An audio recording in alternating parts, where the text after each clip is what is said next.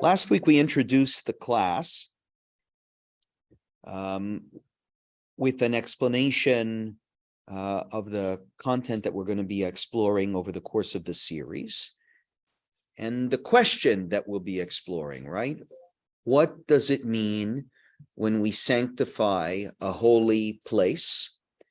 And what are the implications that we have in the Bible, a place in Jerusalem and some other places too, but the focus is in Jerusalem, the temple that was sanctified by who? Help me. Which king? You got to know this. King Solomon, right? That's why we were reading from the book of Chronicles. King Solomon, who built the temple, who sanctified that place as the site of the temple, which is where the sacrifices were offered. Sanctifying the place, it's something we sort of forget. When you go to Jerusalem today and look at the temple tunnels and maybe understand a little bit about the temple service, what it looked like. When we think of the temple, some of us just think of a building that used to exist where the priestly cult would practice the sacrificial offerings, where the people would gather for the holidays, etc., etc.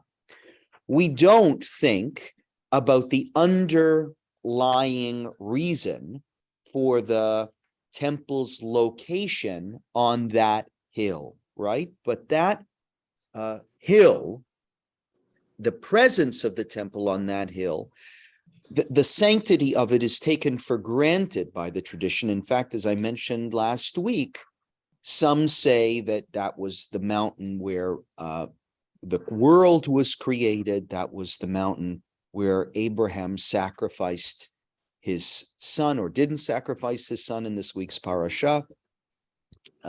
So it is not just the structure and the service and the people who were there, but the place itself designated as holy, right? And that's why I explained, when you go to the temple tunnels, there are places where you're particularly close to where the Holy of Holies would have been or stood, and you'll see always people praying there. So that tradition comes from the holy place tradition, not just the holy structure tradition, which is what we reviewed last week, right? Last week, I showed you a couple of sources that you had. Just to go back to Mishnah Megillah 3:3, that's on page 2, the top of the sheet. Even in a place where a synagogue is destroyed, you should act with a degree of reverence at that place, right? Even though the synagogue is not there, it's disrespectful to use that place as a shortcut to get from one side of the building to another. And then you saw the second source on that page from Psikta Zutra, where an equivalency is made between Shabbat and the temple. Just like Shabbat continues to exist after the temple is destroyed, so does the sanctity of the Temple Mount remain even as the temple is destroyed. Try and think to yourselves, well, what are the implications then? What does that mean, that the Temple Mount retains its sanctity even when the temple is not there? And when you understand the source to insist that that sanctity remains, suddenly the idea of somebody bringing up a goat on that mountain on Passover and sacrificing it there doesn't sound so crazy, because it was not the building or the altar or the priests that made it holy. the place is holy on its own, regardless of whether there's a structure there or not.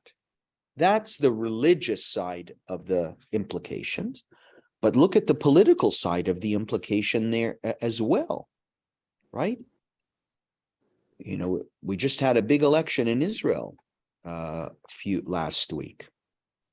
You see that many of the people in power now in Israel are quite, let's just say, extreme in their views of this question in particular, the holiness of the Temple Mount, the holiness of the land of Israel.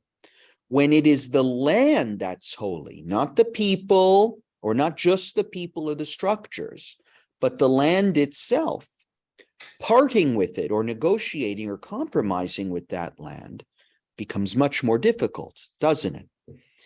And the idea of the Jordanians having some sort of authority on the Temple Mount, as they do today, right, would seem to be quite offensive to people who view the Jewish tradition as clearly delineating that place as sacred to the Jewish people, not just back then, but now too.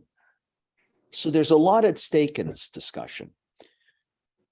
Now, today, we're going to look at a couple of sources, or I think just one, that may provide an alternative, right? Take a look at the third source on page 2 from the Talmud. It's a statement of Rabbi Yossi that is important to keep in mind. Lo mikomo shel adam mechabedo. It is not the presence of a person that makes a place holy. Ela adam mechabed et mekomo. But a person makes the place holy. In the translation, a place does not bring honor to a person brings honor to a place. What are the implications of this statement? Well, if there's a synagogue that's been destroyed and nobody's using it anymore, it is not an active synagogue. B, it loses its sanctity. If it is a person that brings honor to a place, not a place that brings honor to a person, right? Then that would be the implication, wouldn't it be? That a destroyed structure, in other words, when I see that a place is no longer mechabed, is no longer an honored place like it used to be, it loses its special status. So what is the proof text Rabbi Yossi uses? So we find with Mount Sinai, pretty good proof text, that while the divine presence was dwelling upon it, the Torah says, the sheep and cattle shall not graze upon that mountain. Okay, when the divine presence was dwelling on Mount Sinai, even the animals could not come near. When the divine presence left, the Torah says, when the horn blasts, they may go up to the mountain. So when the divine presence is no longer present at the mountain, now you could go up the mountain again. It lost its holy status. So we find with the tent of meeting in the desert. Now, this is really important.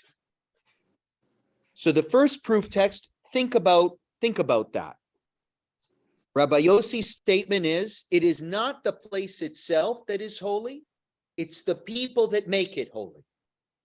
If I designate a place to be holy, that's what matters. And just like I can designate it as holy, I can undesignate it. And so we find with Mount Sinai. All right, everyone's okay with Mount Sinai? You buy it? It's true. It happened. If you think of, holy places in Jewish tradition, would Mount Sinai be on your list? Right? Of course. The place where the Torah was received. But we no longer, if you try and find Mount Sinai, now there's a whole debate about which mountain it is. I mean, it's sort of strange that in our tradition, such a holy place is not marked. I'm not aware, even of people who believe, I think it's called Jabal al-Musser in the Sinai desert. or Jabal al-Musa, because Musa is Moses' mountain. If you Google it, you'll see there's a group of people who think they found Mount Sinai. I don't know how they prove that they found Mount Sinai, right? But it's a little crazy that a mountain which you think next to the temple would be a place of tremendous devotion and pilgrimage over the years. We don't even know where it is. And now you have the Talmudic explanation. It's because it was only holy while God chose to be there. And if God doesn't choose to be there anymore, which happened in the story, it's not a holy place anymore. What are you going there for? There are implications also here for when you think about Jews and their attachments to holy places, right? We're seen to be a people that is not so attached to the physical, but more attuned to the spiritual. Well, this text, I think, speaks very strongly to that, don't you? We're attached much more to the spiritual. What are we going to see a mountain for? It's other religions that have their sites of pilgrimage and they worship there. But it's very strange that for us to do the same thing. We believe in the oneness of God. Everything has God's presence in it, right? So to go to a mountain and pray there is silly. But if going to the mountain and praying there is silly because God's presence has left, what is the implication of the Temple Mount in Jerusalem? Has God's presence left that place? It would seem so. Temple ain't there anymore. And many sources do say God's presence left the temple before it was destroyed, right? Because we can't even fathom the idea that the temple would be destroyed with some presence of God there. So God, got in his car and ran away quickly before the garage blew up. So the implication here is that if God's presence leaves a place, it's no longer holy. And what are we doing praying to a wall? It's a wall. In fact, there are many people, so you have to ask yourselves, we've gone through these sources, which one resonates more with you? I have some friends who tell me, I don't bother going to the Western Wall when I visit Jerusalem. It feels idolatrous. I see a bunch of people praying to some bricks.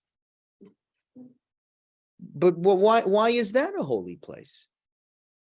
Is God more there than elsewhere? Well, the first set of sources seems to suggest it is. There was some sanctification that happened on that mountain, which caused it to be holy eternally. But Mount Sinai gives a different example. Now, what about the second example that is given to support Rabbi Yossi's statement, Adam mechabed mekomo? It is a person who brings honor to a place. It's the sanctuary, the Mishkan. Help me understand, what is a Mishkan? What is that? What's he talking about? The sanctuary. What is this? What sanctuary is he talking about? Ohel Moed. Chein matzinu be'ohel Moed shebamidbar. Nobody knows what Ohel Moed is? Daniel, what's Ohel Moed? So this is very important. The Ohel Moed in the Torah was many parshas in the Torah are occupy themselves with the building of the sanctuary, the Mishkan, the tabernacle. That's the Ohel Moed. Now think about the Ohel Moed. Doesn't the Ohel Moed, everyone understands, is a precursor to the temple. There's no question. The temple itself is modeled on the same floor plan, you might say, as the Ohel Moed. How do we know that? Because once there was a temple, there was no more Ohel Moed. So how did it work, the Ohel Moed? Where was the holy place? Where was it? Help me understand, yeah? Exactly. The idea as Ohel Moed is that it is a portable sanctuary. So the precursor to the temple was a sanctuary that was portable. Therefore, not associated with a holy place at all. God's presence, if it rested on that, in that Ohel Moed, is movable. So if I'm going to make the claim that the Temple Mount can be de-sanctified once there's no more temple there, I have Mount Sinai as a source that can help justify my argument. And I also have the Ohel Moed. If God's presence could move around with the people in the desert, it could move around today too. And therefore, if we don't have access to the Temple Mount, we could make some other place the Temple Mount, right? We just moved it. Maybe to the Kotel Plaza, right? That's where we'll put the new temple, because it is not a place that brings honor to the person, but it is a person that brings honor to the place. So we find with the tent of meeting in the desert that while it was pitched, the Torah says, send from the camp any leper who is impure. When it was set up, lepers who are impure, right? This goes back to the Torah in Parshat Tazria Mitzorah, Parashiot Tazria Mitzorah. Right, you know that somebody who is who has a certain skin disease is not allowed to be in the camp.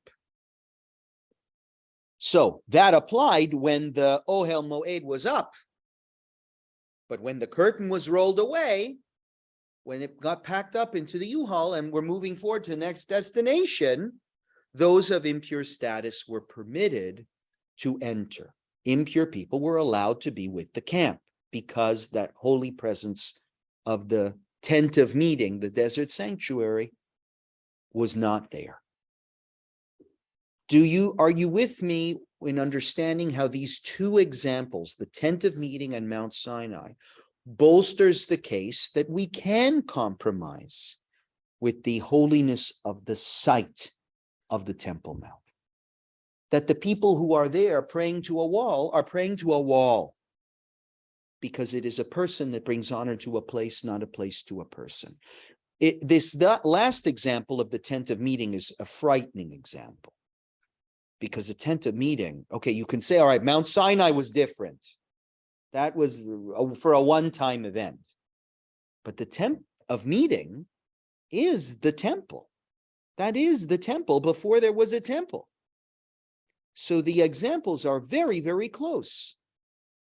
And if one is movable, then can't the other also be movable?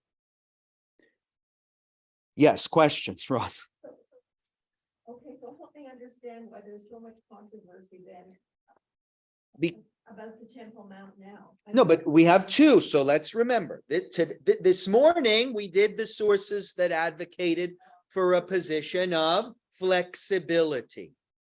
Last week, we had other sources that say, forget the temple, even a synagogue that has been destroyed. You do not walk across that land. You do not have a barbecue on the place where a synagogue was once destroyed.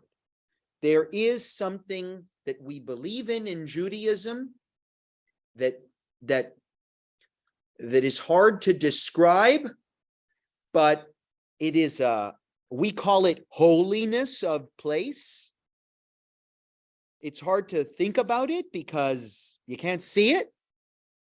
But once I've said that Bayview Avenue and Finch is a shul, this site is a shul, it's a shul forever. It's holy forever. Can't be decommissioned. So what about the old Shara Shemayim on St. Clair? Well, but there are all these questions, right? So you're seeing some of the implications. They will have to deal with this Mishnah. They'll have to deal with this Mishnah and answer the question. Well, if it's holy forever, how can you decommission it? Is there a decommissioning ceremony? This Mishnah at the top of the page doesn't seem the Mishnah, the top one on the page, right? That's the one that talks about no shortcuts through destroyed sanctuaries. Their sanctity remains even after they have been destroyed.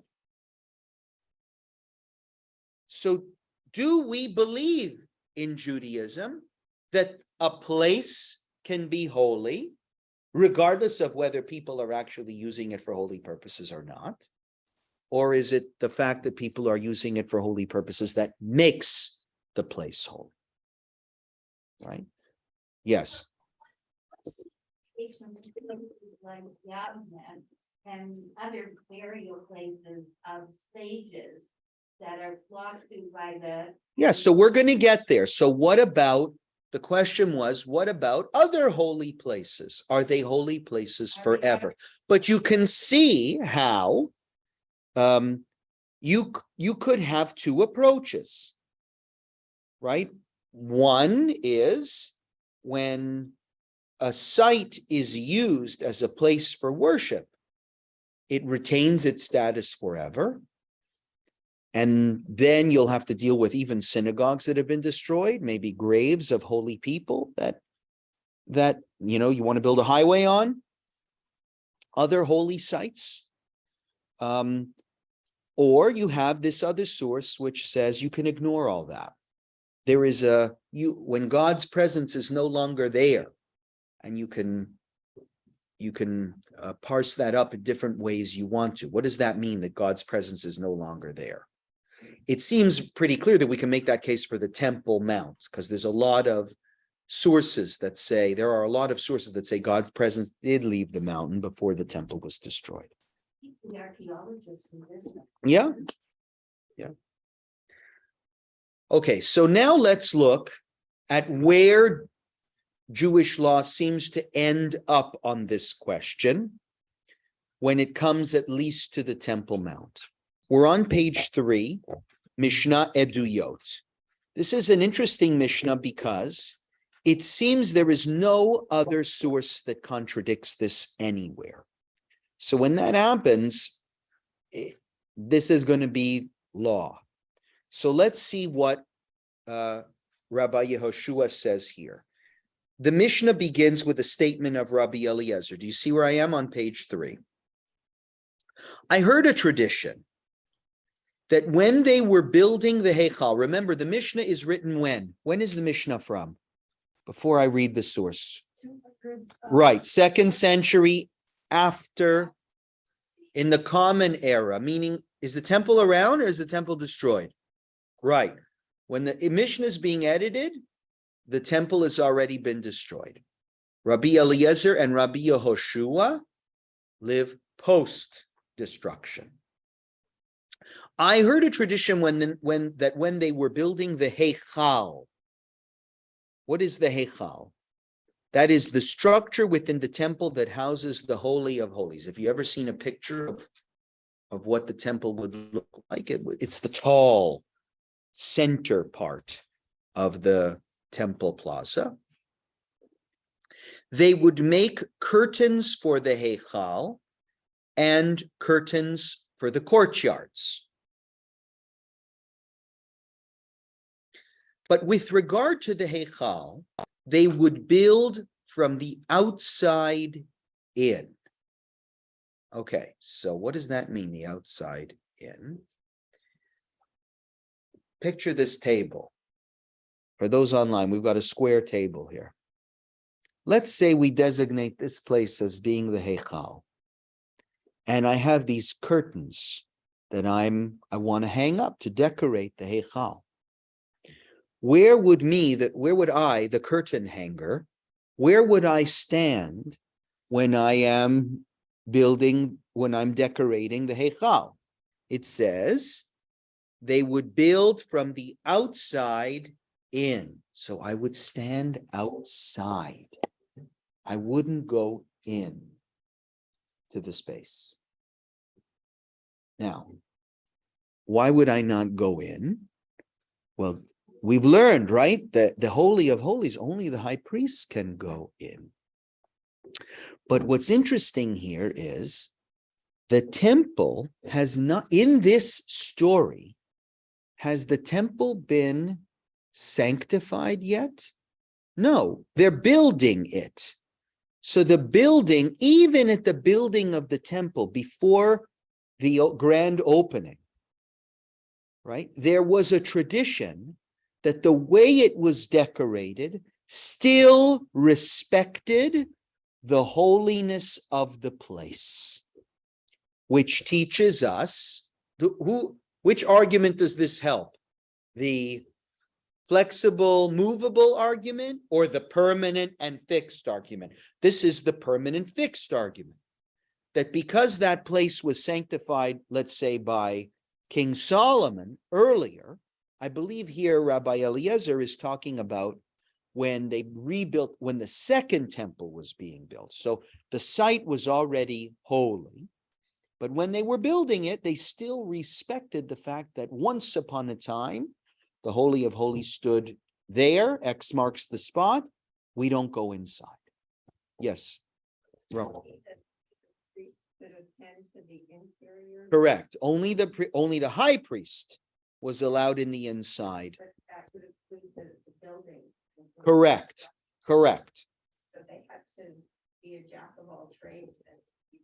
Yeah, so the temple, assumingly the Heichal was built, just no one would step inside, right? They would build the bricks from the outside in. Nobody would go on. It was like a no man's land in the center. This is, by the way, part of the reason why some Jews refrain still to this day from going up to the Temple Mount, because you never know where you're going to stand. And you might be standing in a place that is forbidden to stand. Right?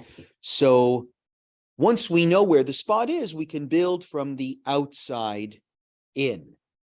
And when they were building with respect to the courtyards, meaning the outer parts, then they would go from the inside out, right? Because the area outside the temple courtyard, they were allowed to walk in. The builders were allowed to walk in.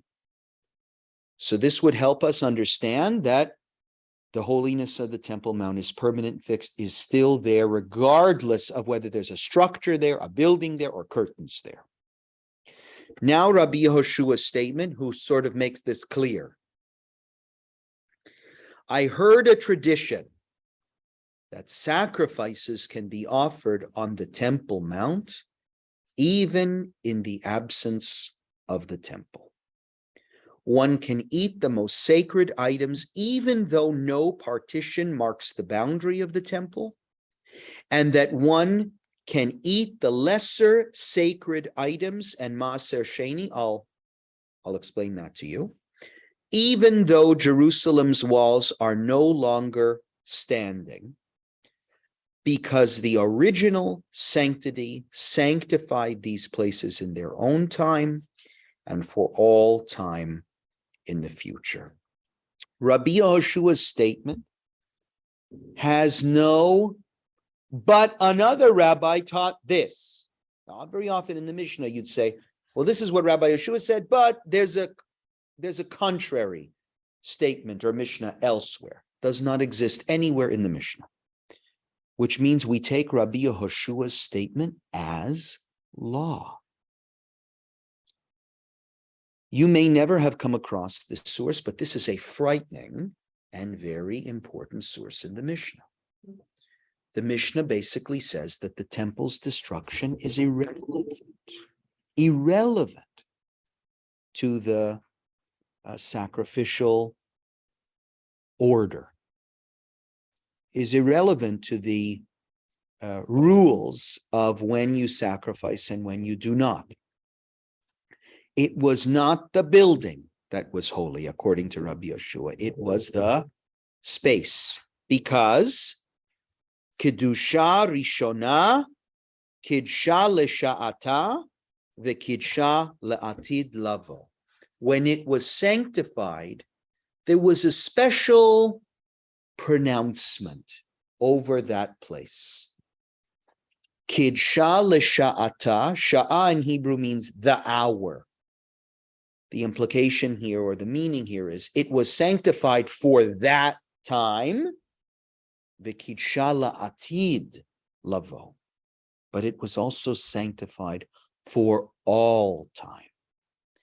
Where does he get this concept from, Rabbi Yehoshua, that something could be sanctified for all time? I don't have the English translation here, but I'm going to read from the Tosefta, or I'll just paraphrase the Tosefta here. The Tosefta includes this phrase, Kidsha l'sha'ata v'kidsha la'atid lavo, to explain why the 10 candelabras that were lit in the sanctuary were the candelabras of Moses and not the candelabras of Solomon. Let me make sure. Yes. The candelabras of Moses and not the candelabras of Solomon. When did Moses sanctify the candelabras that were used in the temple? Well, he never sanctified. Moses wasn't around when the temple was built, but he was around when the Ohel Moed was built. And in the Ohel Moed, there were candelabras. Parshat Behalotcha in the Torah, when you light the candles. So there were candelabras that Moses sanctified in the wilderness on their journey. And the statement in the Tosefta is those candelabras had a special spell placed on them. I'm not using the word spell to denigrate it, but just to use familiar jargon to understand at a deeper level. When Moses sanctified those candelabra, he said they're holy now and forever. Solomon used a different spell. Solomon forgot to say when Solomon built the first temple, he also brought some candelabras. He needed more. This is the era before electricity, so we need a lot of candelabra. But when Solomon dedicated those candelabras to the service of the temple, he forgot to say that I'm going to sanctify these now and forever. So the Tosefta says those were not lit. They left them dark in the temple because it didn't have the authority to light up the holy spaces of the temple. And I guess they didn't know they lost the spell. They didn't know how to sanctify those candelabras again. Right? Lo hayu madlikim ela b'shel Moshe. They only lit Moses's candelabras, not Solomon's, because he forgot to say Mekadesh l'sha'ata v'mekadesh la'atid lavo. I sanctify these now and I sanctify these forever. It seems that what Rabbi Yehoshua is doing is combining our two sources together, or our two collections of sources together, to make it all work. This class began with a text that seemed to offer a counter narrative to the text we learned last week, which said, even a destroyed synagogue you can't walk on. Right? So who's right? Well, Rabbi Yehoshua offers a solution. He says there are two ways that a site can be sanctified. You can sanctify a place in it for its time, and you can sanctify a place forever. When you sanctify a place forever, it maintains its status forever and cannot be decommissioned. When you sanctify a place just lisha'ata, for its time, like the Ohel Moed, like the tabernacle, like Mount Sinai, we're not saying that those places are not holy. We're saying they were temporary. But we have other examples of holy places that were permanent. And where is the example from? The Moses's candelabra and the Temple Mount. The quandary why I say this source is frightening is because if that is true, and the holiness of that site rests on that site and has nothing to do with rebuilding the temple. We don't need to rebuild the temple. You understand? Like, we think that we have to rebuild the temple. What is the point of rebuilding the temple? Well, we have to make the place holy again, right? We've got to put up some structure, and then it will be the temple. Then it will be the central place of Jewish worship, not according to Rabbi Yehoshua. Rabbi Yehoshua says that's not what made the place holy. You're using the temporary model for a place that was meant to be permanent. Solomon did not sanctify the building. He sanctified the site. And we should be going up there now and offering sacrifices when we can. That's Rabbi Yehoshua's statement.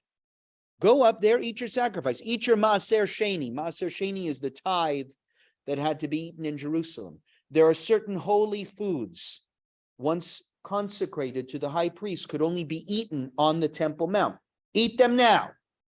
You can use them. Let's say at first they made it very small. Yes. Are they not allowed to, and they have more people coming in, the population is growing? So can you enlarge an area of sanctification? We don't know yet. So far, we haven't seen any source that says you can move it, shrink it, grow it, replace it. So far, all Rabbi Yehoshua has said is, do not think that the temple's destruction means that the site has lost its holiness. We should be going up there when we can, and if we can access it, do everything we used to be doing up there. And because there is no source that offers any alternative understanding of how we are to treat that site, this is Jewish law, right? Now, how do you confront that? Well, should we be doing that at the cost of our lives? What if we have to start a war to access it? What if we don't know exactly where the site is? We know around where it stood, but we're not sure. It's very tricky. But this is, I think, a text that is going to motivate a lot of people who feel that the modern state of Israel, must have in mind the ultimate goal of reclaiming the Temple Mount, right? And restoring perhaps some sort of not just Jewish sovereignty there, but some service, right? So it's a dangerous source. It's a frightening source. Now, I want to go further now and ask a follow-up question. So nobody disagrees with Rabbi Yehoshua. The site can still be the sacrifices can still be offered on the Temple Mount, even in the absence of a temple. But I want to ask a question that he doesn't deal with directly.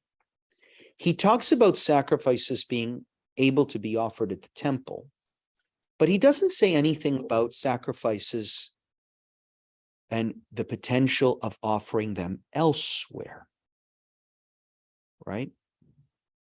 According to Rabbi Yehoshua, we should still be doing sacrifices the way we used to, and we should be doing it in the Temple Mount, on the Temple Mount if we can. But what if we say, well, we don't want to start World War III, so we can't have access to Temple Mount. What about performing sacrifices elsewhere? So there's a little secret that if you know Jewish archaeology, you might be aware of. There are examples in the Second Temple period of alternative Jewish temples that existed elsewhere in the Jewish world, right? The very famous temple that was discovered, Jewish temple, that was discovered, the Temple of Leontopolis in Egypt, was a place where the same rituals were followed at the temple in Jerusalem, but was to serve the local people in Egypt, who didn't want to schlep all the way to Jerusalem to perform their rituals. Remember, we're dealing with a Jewish era where that was the primary focus of worship, an altar, not a shul.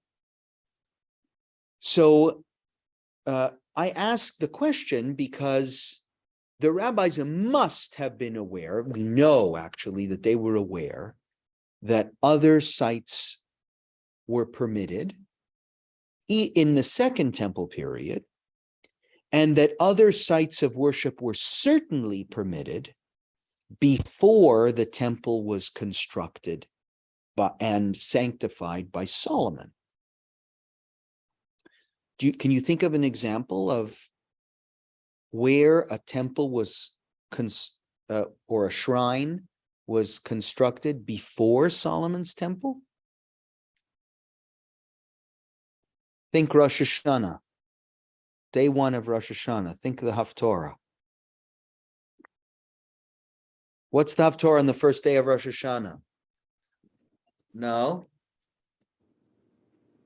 Abraham and Isaac. It's not Abraham Isaac. The Haftorah, Book of Samuel. It's the first chapter of the Book of Samuel. It's the prayer of Hannah. Lord. You remember the prayer of Hannah? Where is she when she's offering the prayer? Remember the story? Hannah goes to some place, sees Eli, the high priest, and he thinks she's drunk, and she's praying for a child, and her child eventually becomes Samuel. Where is she? She's not in Jerusalem. She's at some other site, I think it's Shiloh, where she visits some shrine that's there, that has a high priest. So you can't deny the fact that there were times in Jewish history where there were temples elsewhere, not in Jerusalem.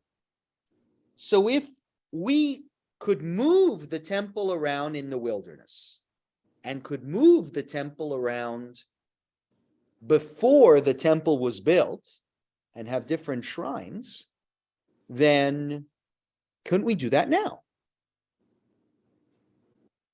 Right? Well, let's see. So it is very unclear in the Torah. This is, if you've studied biblical criticism or biblical history, that is how the Torah sometimes has texts that contradict each other and theories about why those texts contradict each other. You'll learn that the book of Devarim is very different from the other four books of the Bible. The book of Devarim is very, very different. The language is different, the Hebrew is different, the structure is different, and even some of the laws contradict earlier laws in the book of Devarim. One of the things you notice in the book of Devarim when you're reading it is that over and over again, when it talks about the holidays and worship, it uses the words Bamakom Asher Yivchar Hashem. All these things shall take place in the place where God has chosen. Those words do not appear in earlier references to those same holidays and observances. Some people will tell you that the book of Devarim was written later or maybe edited later, or the text was played with later. And this is all heresy, by the way. I can go to hell for saying this. But I'm just telling you what a theory is. It's hard to understand. But the theory is that the book of Dvarim was trying to centralize worship. It was trying to get rid of these local shrines and tell everybody, enough with this, everybody making their own temple. We need everybody in Jerusalem. And we're going to revise the laws to explicitly command that all these observances take place in Jerusalem. So for an example, take a look at the 12th chapter of Devarim, which is at the bottom on page 3. Roz, can you read this? These are the statutes and ordinances. These are the statutes and ordinances which ye shall observe to do in the land which the Lord, the God of thy fathers, hath given thee to possess it all the days that ye live upon the earth. Ye shall surely destroy all the places wherein the nations worshipped. Ye shall not do so unto the Lord your God, but unto the place which the Lord your God shall choose out of all your tribes to put his. You all see that? That's the part where you underlined. Ye shall not destroy all the places. When you get to the land, one day you're going to get to the land and you're going to see there a lot of foreign temples. You're going to destroy them, but don't do so unto the Lord your God. Interesting. What does that mean? Don't do so unto the Lord your God. Don't destroy all the places where the nations worshipped. But, sorry, what did I say? Do destroy all the places where the nations worship, but don't do so unto the Lord your God. Destroy the Lord your God? What does that mean? Don't do so unto his places? So what does it say? But unto the place, Roz. Unto the place which the Lord your God shall choose out of all your tribes to put his name there, even unto his habitation shall you seek. And thither Yeah, sorry for the old English. Thither thou shalt come. Thither shalt thou come means you'll go there. Go there. There's going to be a place where God makes his name rest. And you go there. This is new in the book of Devarim, right? Scholars call this the centralization of the cult, or the centralization of the cultic practice. Don't go anymore to those other places. You come to the place where God puts his name, and thither ye shall bring your burnt offerings and your sacrifices and your tithes and the offering of your hand and your vows and your free will offerings. In other words, all this other stuff that you learned about in the Torah, and you thought you could do it anywhere, you can only do it in the place that God has chosen. Thank you. You don't have to get that. Thank you. And thither, and there, ye shall eat. Verse 7. And there you shall eat before the Lord your God, and you shall rejoice in all that he put in your house, thy God. You shall not do after all that we do here this day, every man whatsoever is right in his own So this eyes. is really interesting. Don't do what you're all doing now. Isn't that interesting? If you look at verse 8 in Devarim, you have to do all this stuff there and stop doing what you're doing now. Well, hold on. So this is why biblical scholars have this theory about the book of Devarim, that the book of Devarim was written when the temple in Jerusalem, Solomon's temple, was already built. And Solomon was trying to get rid of these altars that were all over the place. Because why would Moses, who's traditionally the author of Devarim, or the one who's giving the speech in the book of Devarim, why would he tell people, and stop what you're doing now, when what we know about the wilderness is that there was only one temple? What does that mean, stop what you're doing now? Unless it means stop what you're doing now, stop offering sacrifices wherever you want, every man which is right in his own eyes, right? I'm making a temple in my backyard. Stop this stuff, and you have to come to the central place, which is in Jerusalem. For ye are not. So why are we letting you do what you're doing now? Why does it exist now that you're making backyard altars? Verse 9. Roz, read that in English. You are not yet come to the rest. Right. So this is an important line. Ki lovatem adata el haminucha ve'el hanachala. You're doing all this yet because God hasn't picked his place for menucha and nachala yet.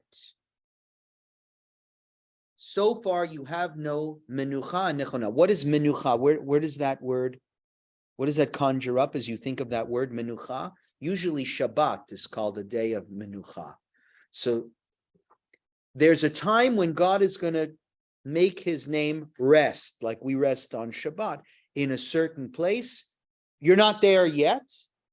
And nachala is when you get your portion. So right now you're in the wilderness, but when you go into the land, you're going to get your portion.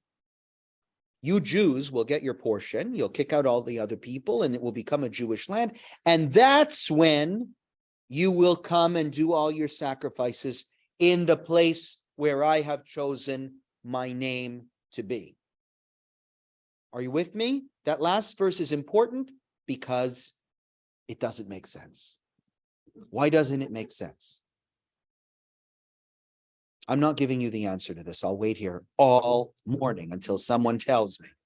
Okay, I'll rephrase the question 1,000,000 times, but I'm not giving you the answer. So you've got to come to the one place to offer your sacrifices and all the other stuff, not just your sacrifices, your burnt offerings, your tithes, the offerings of your hand, your vows, your free will offering. It all has to be done in the place where I have chosen my name to be. Right? Why are you not doing that yet? Because you didn't get to I haven't yet chosen a place, and you haven't yet gotten to the land. You haven't gotten it yet. But the implication is, once you get it, and once I've chosen a place, Hel HaMenucha, you have to go to Jerusalem. That's where the sacrifices have to be offered. Why does this make no sense? Historically, when was the conquest of Israel?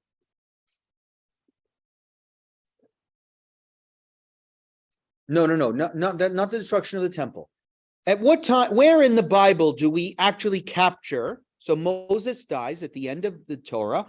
Moses dies, but the people aren't yet in the land. So when is the conquest of the land of Israel happen?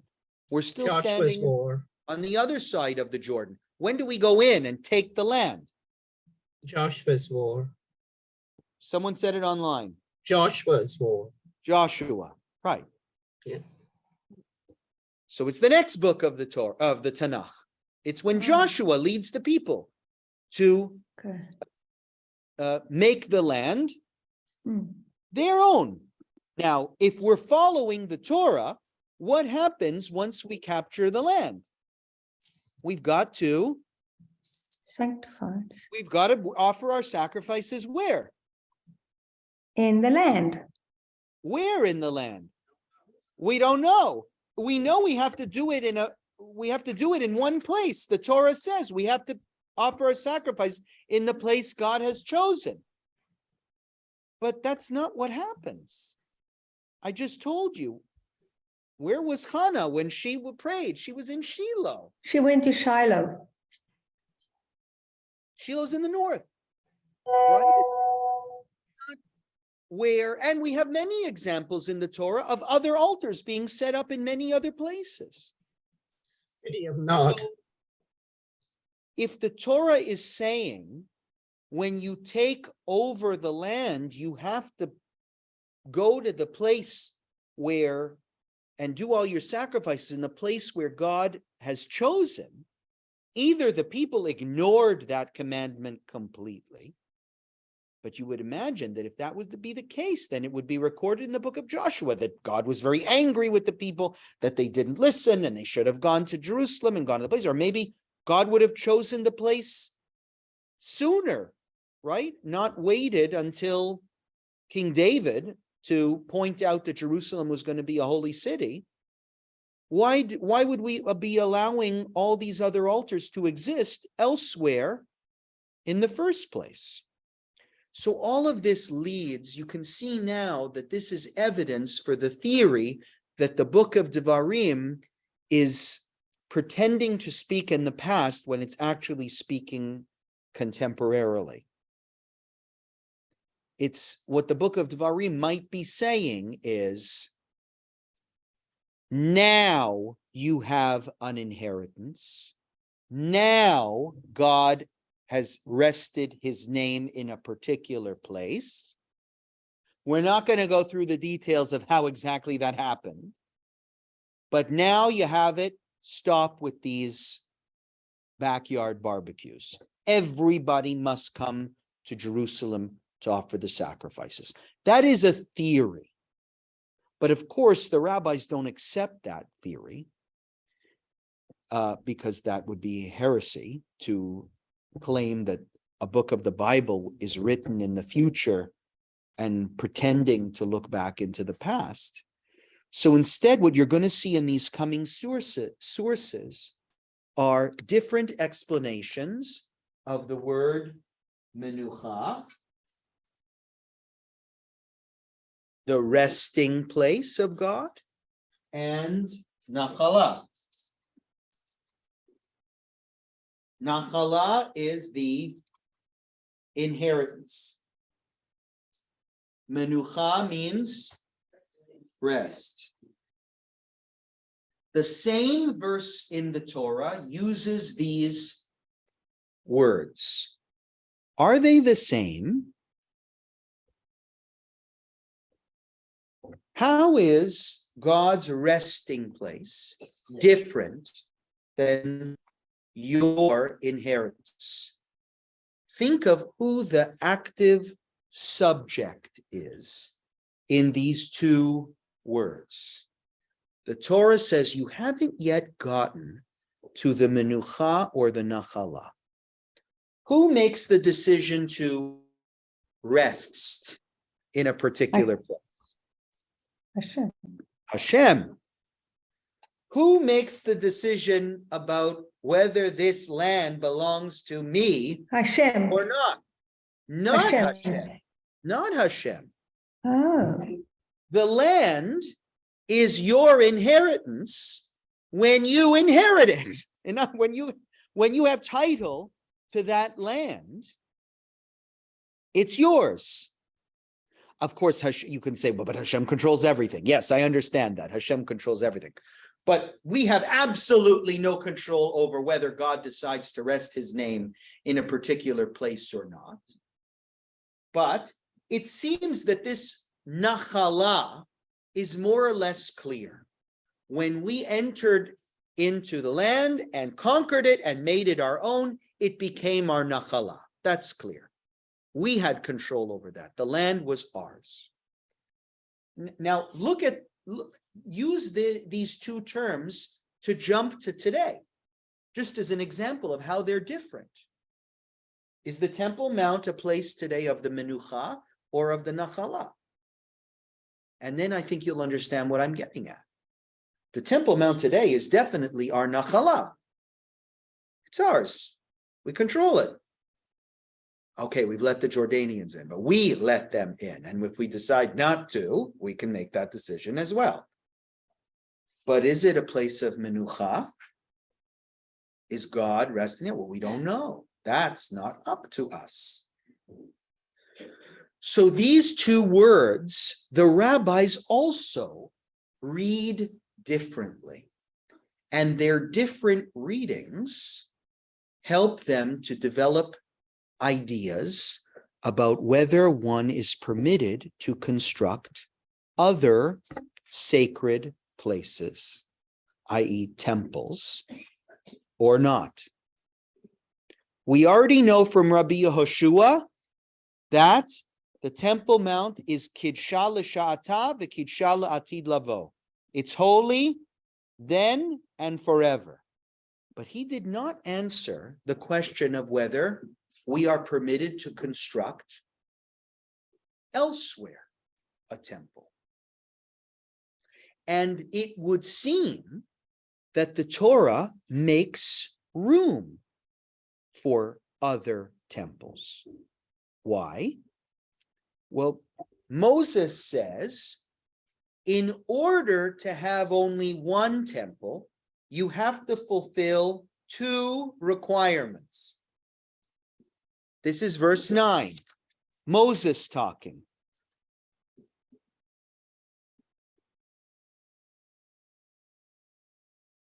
Ki lo vatem ad ata el hamenucha ve'el hanachala asher Hashem Elokecha noten lecha.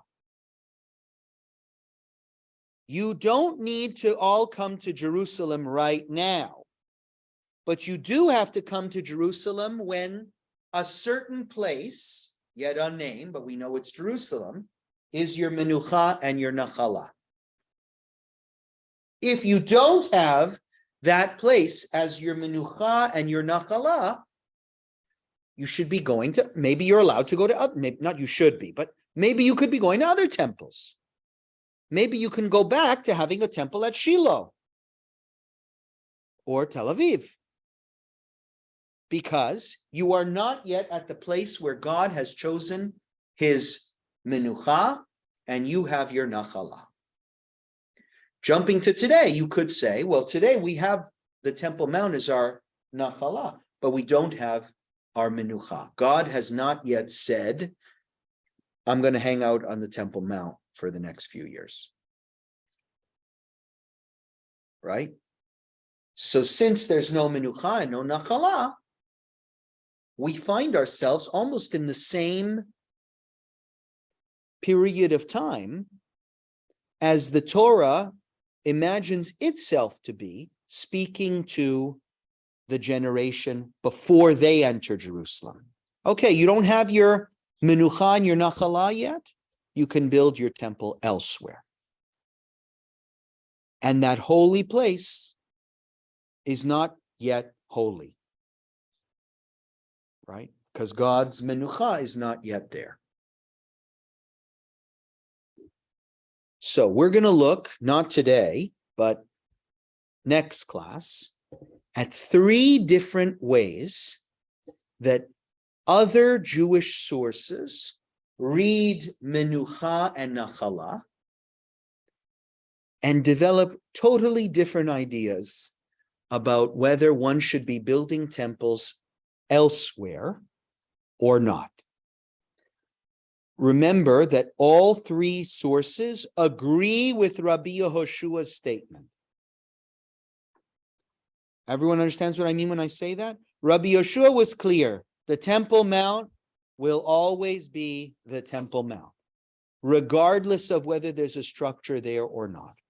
All we're going to talk about next class is whether that site is exclusively the site for Jewish worship or not. We take it for granted that the Temple Mount is what it is, but can other places serve maybe temporarily as temples? And you might be surprised by what you see, right? And I've already mentioned that the idea is not so crazy. There were other temples at different times in Jewish history. So does everyone understand what I was saying about the controversy with the book of Devarim? Because that's a big concept. The uniqueness of the book of Devarim. Does anyone have any questions about that? I mean, the book of Devarim is a strange book. Even somewhere in the book of Kings, I forget, should have been better prepared. Somewhere in the book of Kings, there's a story about a book being discovered. Or is it Ezra? Okay, I'm sorry. It's one of the books of the Bible. It might be Ezra, where Ezra suddenly discovers a book. And nobody really knows what he's talking about. Like almost in the archives of that he finds when Ezra comes back from Babylonia with the exiles, it says he finds a book. Some people think he's talking about the book of Devarim. You can Google all this stuff just to see that I'm not crazy. Some people think he's talking about the book of Devarim because the book is so different. And Rabbi David Weiss Halivni, alav shalom, is one of our professors at the seminary, wrote a whole book about how Ezra found, called Revelation Restored, right? That Ezra found this book, that it was a mess, and Ezra the scribe had to rewrite it, redact it, clean it up. And that's the book of Devarim that we have today. It's very different than the other books of the Bible. And one of the reasons why it's very different is it keeps pushing this idea that sacrifices have to be offered in one place. And given that we know from other books of the Bible that people were setting up altars all over the place, it would make sense that if someone is trying to build a great site for worship, you would have to shut down all the other competitors in order to make your site for worship, right? There was an idea that if we could build a great capital city, we could build a great nation. Well, to build a great capital city, you have to shut down all the regional centers. And that was part of what Ezra wanted to do. So he added these parts of the Bible that when God says, it was almost like he was interpreting, when God says offer your sacrifices, he was talking in the rest of the Bible before there was a menucha and a nachala. Right? But back then there was no menucha and nachala, so we were going to let you do whatever you want. But not anymore. Now we do have a menucha and a nachala. There is this temple, and we have to shut down all the other sites. The question of exclusivity, should the temple be the exclusive site of Jewish worship, is really important. Goes back to the original question I asked, which is, how flexible or inflexible must we be with the Temple Mount, for example, right? When it comes to compromising, given that that site is at the center of one of the major conflicts in the world. If I can tell you, look, that site will always be holy, but it doesn't mean that we can't make another site that would be equally as holy, in Herzliya, for example, which is a less controversial place. Well, then there's more flexibility. We're not giving up on the idea that that we could have a central place for Jewish gathering and worship. It doesn't have to be the Temple Mount. If I say to you, no, it's once God pointed there and said, Yerushalayim, that mountain, that's it. There's no alternative anymore. We got to the Menucha and the Nachala, and that was the end. No other place could ever be chosen, and we're going to see that. Again, it makes flexibility and compromise much more difficult because you are giving up on something that can never be replicated, that can never be replaced. It is a site that is eternally and exclusively imbued with holiness like no other place will ever be. Try compromising with that, right? And then you understand. This. I didn't want to devote this class to understanding the modern political ramifications for this discussion, but I can't help, given the election last week, to read into some of these statements the increasing, let's say, challenges to notions of compromise and flexibility within modern day Israel.